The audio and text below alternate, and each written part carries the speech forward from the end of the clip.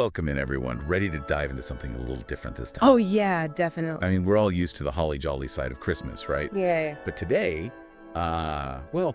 today we're getting into all those kind of surprising feelings the season can bring. The happiness and the nostalgia, but also even the stress and the sense of solidarity that can kind of pop up this time of year. Yeah, exactly. It's like Christmas is this whole, I don't know, like tapestry of emotions. And what gets me is how they all kind of weave together, you know? It's not just one thing at a time. Okay, so let's try to untangle that a bit. Okay. I guess a natural starting point is, well, the good stuff. Yeah. The happiness. I mean, our source material really dives into that almost like childlike excitement. You know what I mean? Right. But it's more than just like presents under the tree. Oh, for sure. The source, it talks about how the holidays, they often mean more connection, right? Family get-togethers, catching up with friends, and all that, well, that social stuff actually triggers these like feel-good hormones, serotonin, dopamine. It's like a little biological boost for the holiday spirit. It's funny you say that because just thinking about those gatherings, I can like practically smell my grandmother's gingerbread. Yeah. That scent just whoosh takes me right back to being a kid at Christmas. Wow. Which brings us to another big one this season, nostalgia. Yeah. What about you? Is there some like smell or sound or something that instantly throws you back to Christmases past? Oh, yeah, totally. For me, it's got to be that sound of like wrapping paper ripping on Christmas morning. I mean, it's crazy how a simple sound can bring back like a whole flood of memories. Right, and the source actually explained like the psychology behind that. It's how certain triggers, sights, smells, sounds, they can unlock these crazy vivid memories. Yeah. And it makes sense because traditions are such a big part of Christmas, right? And those traditions kind of become these anchors for our nostalgia. Absolutely. And it doesn't have to be like just the happy memories, right? The source also talks about how nostalgia can be kind of bittersweet. Maybe it brings back loved ones who aren't around anymore or traditions that we don't do anymore. But even that bittersweet feeling, it can be comforting in a way. It's like a reminder of time passing and how things have shaped us, It's like those kind of bittersweet memories, they add another dimension to the whole Christmas thing. Yeah. And speaking of dimensions, well, we can't ignore the elephant in the room, right? Christmas can be straight up stressful. And our source doesn't shy away from that at all. It lists like all those relatable things, the money pressures, trying to create this perfect holiday, the to-do list that never ends. Yeah. It's a lot. And it's important to acknowledge that the stress, it's not always a bad thing. Right. Little stress, it can push you, get you organized, make you think ahead more. And sometimes it's in those stressful moments that you discover, how much you can actually handle. That's a good point. Like it forces you to kind of tap into your inner, like your resourcefulness or something. Exactly. But of course, too much stress is no good. The source mentions this whole Pinterest perfect Christmas phenomenon where people feel like they have to like recreate these picture perfect holiday spreads. Right. And that can be like totally unrealistic and well, it sets you up for disappointment, honestly. Yeah. And that's where having realistic expectations and setting boundaries is really important. Right. The source, it talks about, prioritizing what truly matters during the holidays, whether that's quality time with loved ones or focusing on traditions that are meaningful, or even just giving yourself permission to, just relax and recharge.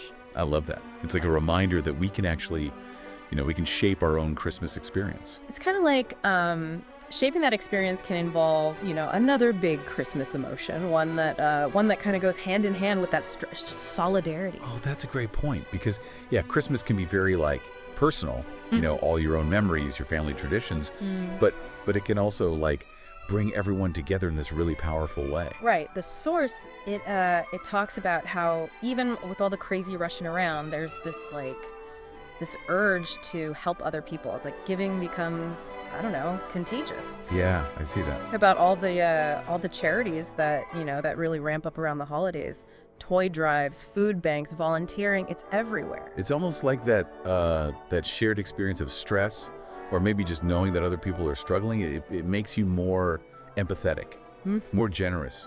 Actually, the source it quotes a study that found way more charitable giving during the holidays. Yeah. It's like, I don't know, like our capacity for joy unlocks this this generosity. Yeah, it's pretty amazing. And the source, it goes on to explain like all the good things that come from that helping others, that altruism, like it releases endorphins, it gives you a sense of purpose, and it can even help with loneliness and all those things. They actually counteract all the bad stuff from holiday stress. So it's like by focusing outward, we're also kind of taking care of ourselves. Right. It's that whole interconnected thing again. Yeah. Earlier we were talking about how nostalgia can be, happy, but also kind of sad depending on the memory. I wonder if it's the same for generosity. That's a really good point. There can be like a lot going on with giving, especially at Christmas. For some people, it's a real act of, love, selflessness.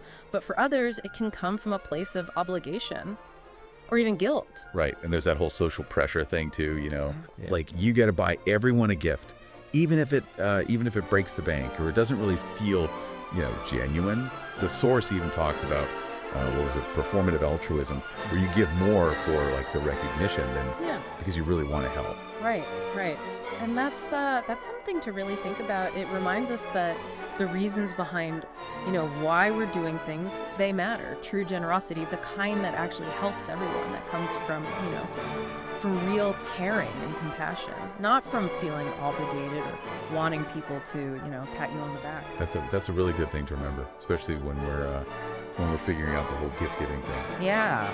But speaking of figuring things out, this whole conversation, it makes me think about how different everyone's experience of Christmas is.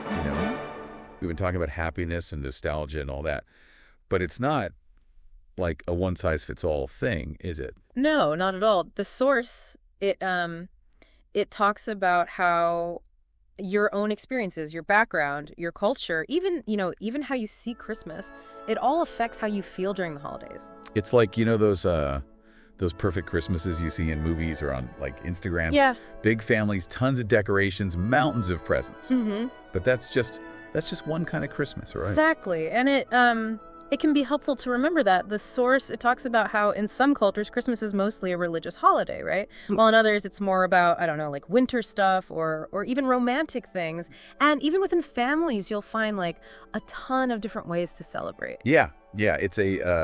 It's this whole rich mix. Yeah. And it makes you realize there's no right or wrong way to do Christmas. It's more about finding what works for you, what traditions give you meaning, give you joy. And that idea of meaning, that's something the source really focuses on. It says that Christmas can be this time for thinking about things, for reconnecting with, your values, and even for personal growth. Almost like a reset button at the end of the year. Mm-hmm. Time for looking back and also looking ahead. Right. And like I've been saying, that can bring up all sorts of emotions, from the happy stuff to the more complicated feelings, like nostalgia or even stress. And it's in embracing all of it that we can really, get the whole Christmas experience, all the good and the bad, all the depth. Well said. One thing that's really hit me in this whole conversation is how much control we have over, how we experience the holidays. Right. We can choose what traditions to keep going, prioritize who we spend time with, set boundaries to protect ourselves. We can even change how we think about the stressful parts. Yeah, absolutely. We're not just along for the ride. We can actually choose which parts of Christmas bring us joy, bring us meaning, and how to deal with the parts that are, a little tougher. And that brings us back to what you said before, that idea of personal growth. The source, it calls Christmas a time for intentionality, for actually choosing how you want to experience it. What speaks to you about that? It makes you think, go beyond just the surface stuff, the gifts, the decorations, and think about what you really want to get out of Christmas, deeper down. Maybe it's getting closer to certain people, or starting a new tradition that really fits with your values, or even just finding ways to be more, more joyful in your everyday life, more grateful. Yeah, like seeing Christmas as a chance to actually change things. Yeah. Instead of just, going through the motions. Right. And that kind of ties back to what we were saying before about how all these emotions connect. Yeah. Like you can tap into that generosity, that need to connect with people. Maybe you can use that to, to fuel those changes you want to make. For sure. And remember, those acts of kindness, those efforts to make Christmas more meaningful, they don't have to be like huge things. The source, it talks about how powerful even small things can be. It could be just, calling a friend you haven't talked to in a while, or giving someone a real compliment, or really listening to someone who needs to talk. Little things like that. Those are good reminders. Yeah. Especially in a world that feels so, I don't know, so rushed and disconnected. Yeah. You know what I mean? Yeah, I know. And it makes me think about something we haven't really talked about yet. The spiritual side of Christmas. Mm-hmm. Even if you don't, celebrate it in a religious way, Yeah. there's often that feeling of looking for something bigger, something with more meaning. You're right. The source, it mentions how Christmas can make people feel, I don't know, like awe, like wonder, and like they're searching for a connection to something, something beyond themselves.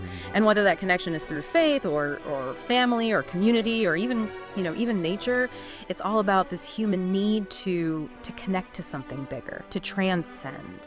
And maybe that's part of why Christmas feels so powerful. It taps into those deep things we want, those needs for love and belonging, for meaning, and like we've been saying this whole deep dive, those needs can show up in a ton of different ways. Through the joy of being with family, the bittersweet nostalgia, wanting to help others, even the struggles we go through trying to make Christmas, more meaningful.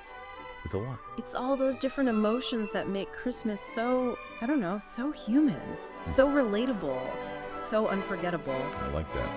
Well, on that note, I want to thank you for joining me on this deep dive into the heart of Christmas. Hopefully we've given you some things to think about, some new perspectives, and maybe even a little bit of that wonder as we head into the holidays. I hope so too. And remember, as you're going through all the, the good and the bad of the season, be kind to yourself. Take those moments to connect with people and let yourself be surprised by the magic that happens when you open yourself up to, all those emotions, all those human emotions. That's a beautiful way to put it. Happy holidays, everyone.